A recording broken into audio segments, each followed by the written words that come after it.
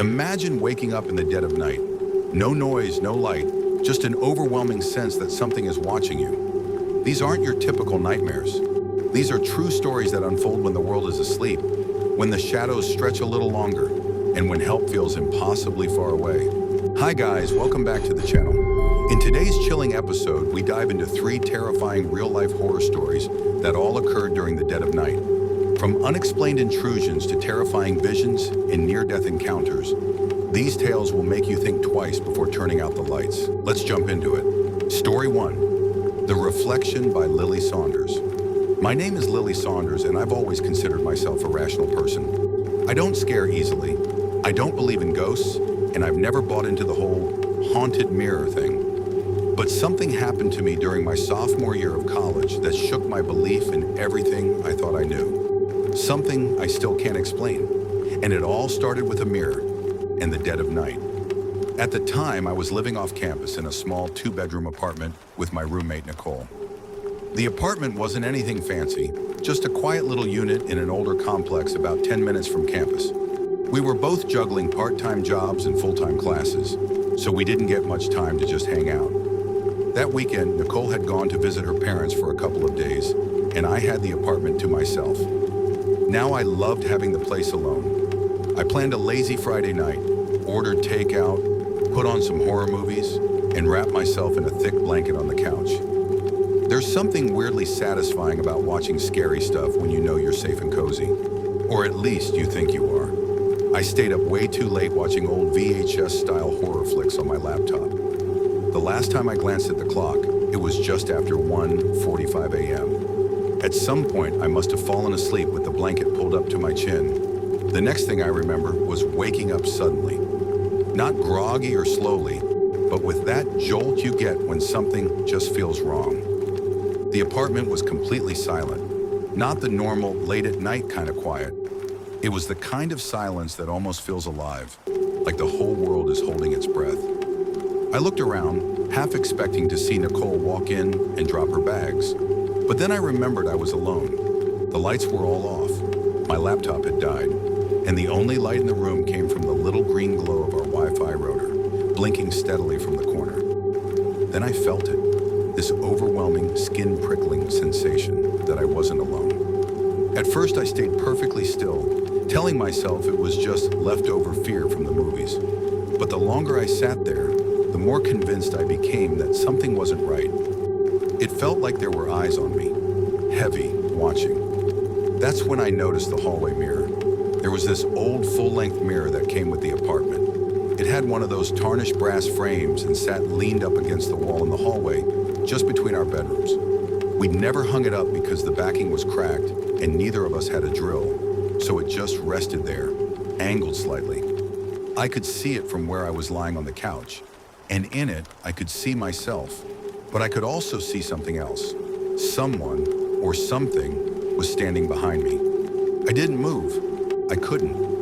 I stared into that mirror, willing myself to be wrong, to be imagining it. But the shape was unmistakable. A tall figure, maybe 6 feet, standing just behind the couch, perfectly still. The reflection was dark. There were no features, no clothes, no face, just a human-shaped void. Like the air behind me had thickened into a person. And then it moved. Not much. Just the slightest tilt of the head. But it was enough. I didn't turn around. I couldn't bring myself to. My hands were trembling as I slowly reached for my phone on the coffee table. Every second felt like an eternity. My eyes were locked on the mirror. The figure didn't move again. But it didn't go away either. My fingers finally touched the edge of the phone, and as I slowly pulled it toward me, I saw something in the reflection. The figure raised its arm. It started to point. Right at me. That broke me. I screamed and rolled off the couch, scrambling to turn on the nearby lamp. The room flooded with light. I spun around, expecting, dreading, to see someone behind me. But there was nothing. Just the empty space where the figure had been. I searched the entire apartment. Every room, every closet, nothing. Every door was still locked, the windows shut tight. I even checked under the beds like a scared kid. Still nothing. but the feeling hadn't left. I felt that presence clinging to the walls, to my skin. I couldn't shake it. I didn't sleep for the rest of the night. I sat with all the lights on, phone in hand, eyes darting to the hallway mirror every few seconds. By the time the sun rose, I was still staring at it. When Nicole got home later that day, I told her everything. She didn't laugh. She didn't roll her eyes. She went pale. Then she told me something I'll never forget. She said that for weeks before that night, she had been seeing strange things in the mirror too. Shapes moving behind her when she was alone. Shadows that didn't belong to anything in the room. She thought it was her imagination, or maybe stress. But after my story, she was convinced. We got rid of the mirror that afternoon, hauled it out to the dumpster, and watched it disappear under a pile of black bags. We didn't say anything as we walked back inside, but I remember her hand gripping the doorknob tightly, like she expected something to follow us in. For a while, things went back to normal, but even now, years later, I still avoid mirrors at night, especially ones that show me more than what should be there, because I know what I saw, and I'll never forget the way that thing in the reflection looked at me, like it was waiting. Story 2, The Man Outside My Window by Travis. My name is Travis, and what I'm about to share is something I still have trouble believing actually happened to me.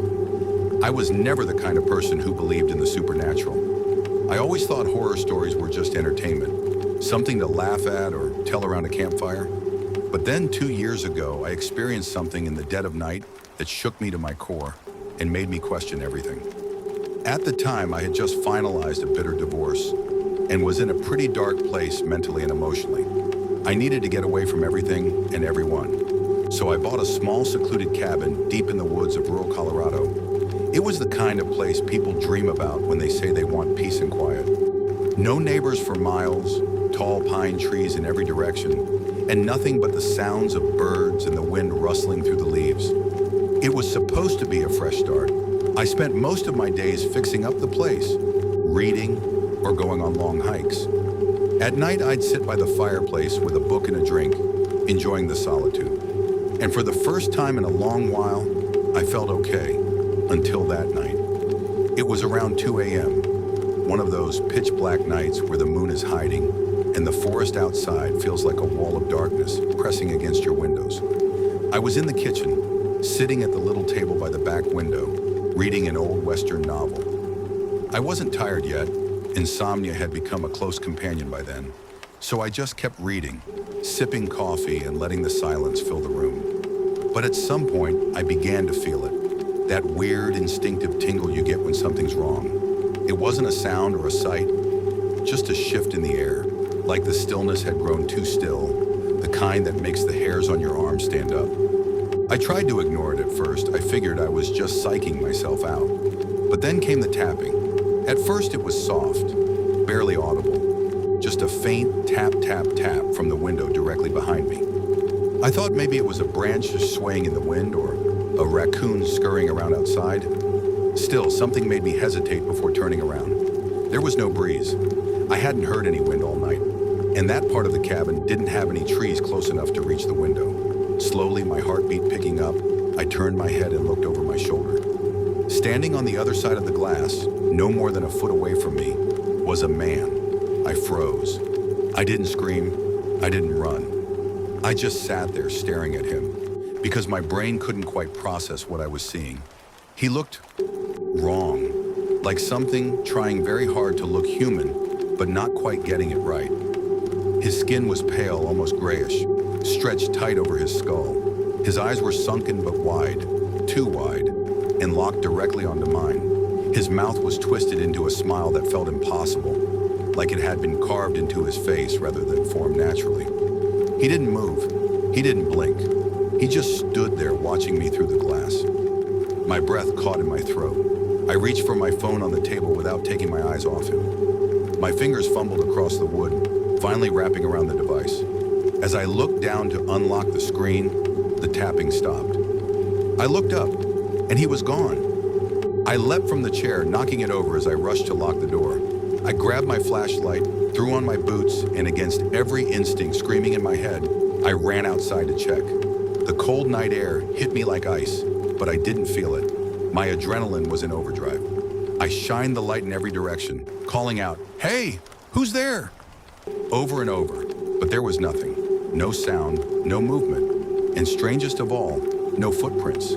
The ground outside the window was soft dirt and pine needles, and yet there wasn't a single print. Not even my own from earlier that day. I backed up slowly toward the cabin, my flashlight darting across the trees, expecting him to jump out at any second, but he never did. When I got back inside, I bolted the door, shut all the blinds, and sat on the floor of the living room with a kitchen knife in one hand and my phone in the other, waiting for morning. The police came a couple of hours later after I finally convinced myself to call them. I told them everything. They searched the property, the tree line, even sent a K9 unit. Nothing. No signs of anyone. No evidence that anyone had even been near the cabin. They suggested it might have been a drifter or someone passing through. But when I told them how high the window was off the ground, almost 8 feet, they didn't have much to say. And that's the part I can't stop thinking about. The back window is up high, too high for someone to just casually stand in front of it, especially that close, unless they were standing on something. But there was nothing outside the window. No bench, no log, no stack of wood, just bare dirt. And even if he had climbed something, he would have had to move fast to disappear like that, without a sound, without a trace. I left that cabin a month later, tried to stick it out, tried to tell myself it was a one-time thing, a hallucination maybe brought on by stress or isolation, but I couldn't shake it. Every night I'd lie in bed listening, and sometimes just as I started to drift off, I'd hear it again, tap, tap, tap. I sold the place to a guy from Denver who said he wanted to retire early and live the quiet life. I didn't tell him anything. Maybe I should have. Maybe that thing out there was waiting for me specifically. Or maybe it's still out there, watching someone else through the window in the dead of night, grinning that impossible grin.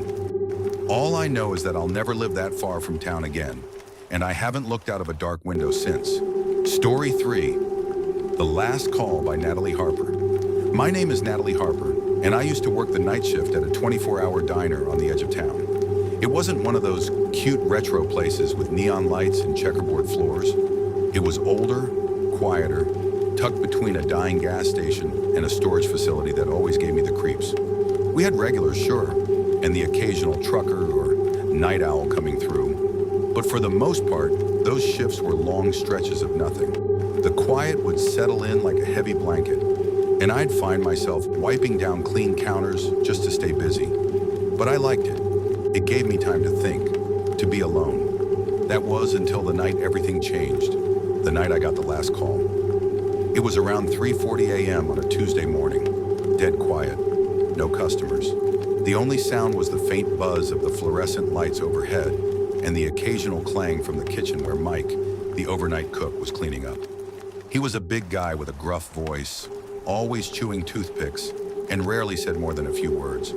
We weren't close, but we had an unspoken rhythm. He handled the grill, I handled the front, and neither of us bothered the other unless something needed doing. That night I was leaning against the counter with a cup of coffee, flipping through an old paperback I kept in my locker. The hours had dragged, and I was just counting the minutes until sunrise. Everything felt normal, calm, routine, until the phone rang. Now we rarely got calls at that hour. If anyone did call, it was usually a wrong number, or someone trying to prank us. I glanced at the wall clock, then walked over to the receiver and picked it up. "Thanks for calling Pinewood Diner. This is Natalie." At first, there was nothing, just dead air. I frowned, thinking maybe the line had dropped or someone was messing around. "Hello," I said again, a little louder, and then I heard it, a voice low and raspy, like it was crawling out of a throat full of broken glass. It said only 4 words. "Don't go in there." I felt every muscle in my body go still. "Excuse me?" I asked, gripping the phone tighter. There was a pause, just long enough for my heart to thump once, hard, and then the voice repeated, slower this time, more deliberate. "Don't go in there." Then the line went dead. Just like that, I stood there frozen, the dial tone humming in my ear. I slowly set the phone back on its hook and turned toward the kitchen. The swinging door was still ajar, just slightly, like Mike had walked out for a second and would be back any moment. But the hairs on my neck were standing up. Something wasn't right. I called out, "Mike!" but there was no answer. I waited a few seconds, then walked over to the kitchen door and pushed it open. The kitchen was empty. The grill was clean, the lights were still on, and Mike's apron was hanging where it always did. But he wasn't there. In the back door, the heavy metal one that led to the alley behind the diner, was wide open, swinging gently in the breeze. I stepped outside, flashlight in hand, scanning the narrow alley behind the building. Nothing. Just damp concrete, a row of overflowing dumpsters, and the smell of grease and trash hanging in the air. I called his name again. No response. That's when I noticed it. Mike's things, his phone, his keys, even his jacket, were still inside, sitting on the counter by the prep station. It looked like he'd just stepped out for a second, but he hadn't come back. I called the police. They arrived maybe 15 minutes later. I told them everything. The phone call, the voice, the warning, the open door. They took me seriously, which surprised me. Maybe they could see I wasn't making it up, or maybe they felt it too, that something wasn't right. They reviewed the security footage from the cameras we had inside, and that's when things got even stranger. The footage showed Mike walking into the walk-in freezer around 3:35 a.m. He opened the heavy door, stepped inside, and pulled it shut behind him. But here's the thing, he never came back out. Minutes passed, no movement. And when they checked the freezer, it was empty. Not just he's hiding behind a box kind of empty, it was completely empty. No sign of Mike, no clothes, no blood, no disturbance, nothing. It was like he'd walked in and just disappeared. The police kept the diner closed for the rest of the morning. I was questioned multiple times, and I told them everything exactly as it happened. They searched the surrounding area, brought in dogs, questioned anyone who'd been in earlier that night. No one had seen anything. There were no leads, no explanation. Mike was never found. They kept the case open for a few months, but eventually it went cold. The official theory was that he left on his own, that he walked out the back and disappeared into the night, but that didn't explain the camera footage. It didn't explain the fact that he never came back out, and it sure as hell didn't explain the phone call. I didn't go back to the diner after that. I quit the next day. The manager understood. He didn't argue. I think he knew something had happened, even if he didn't want to say it out loud. I moved back in with my sister for a while, got a new job, tried to move on, but even now, years later, that night haunts me. Sometimes late at night, when the world is quiet and my phone rings unexpectedly, I freeze. I can't help it.